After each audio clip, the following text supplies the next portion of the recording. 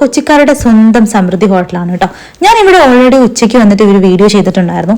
ഇവിടുത്തെ night vibe also വളരെ സൂപ്പറാണ് ആൻഡ് എൻജോയബിൾ ആയിട്ടുള്ള നൈറ്റ് വൈബാണ്. കൊച്ചിക്കാരെല്ലാവരും ഒരു സമയത്ത് സമൃദ്ധിയിലായിരിക്കും ഉണ്ടാവുക. ഞാൻ ഇന്ന് അവിടെ നൈറ്റ് ഓർഡർ ചെയ്ത് നല്ല കപ്പയും നല്ല കേരമീൻ കറിയും അതുപോലെ തന്നെ പുട്ടും കേരമീൻ കറിയാണ്.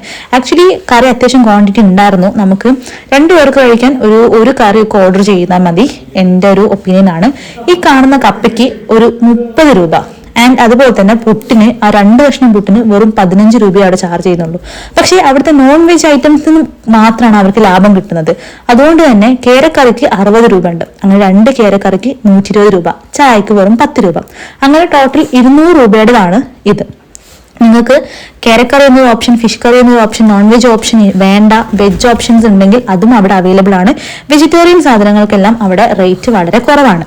ഞങ്ങൾ ഒരു ക്രേവിംഗ് വന്നതുകൊണ്ട് മാത്രമാണ് ഫിഷ് കറി ഓർഡർ ചെയ്തത്. നല്ല പാട്ടോ അല്ലെങ്കിൽ അപ്പോൾ എപ്പം പോയിട്ടുണ്ടെങ്കിലും പാട്ട് അല്ലെങ്കിൽ മൂവീസ് ഒരു വലിയ സ്ക്രീനിൽ നല്ല സ്പീക്കറൊക്കെ വെച്ചിട്ടുള്ള പാട്ടൊക്കെ കേട്ട് കൊച്ചിക്കാരെല്ലാവരും ഒരു സിനിമ കണ്ടിട്ടായിരിക്കും ഇത് കാണാം, ഇത് കഴിച്ചുകൊണ്ടിരിക്കുക.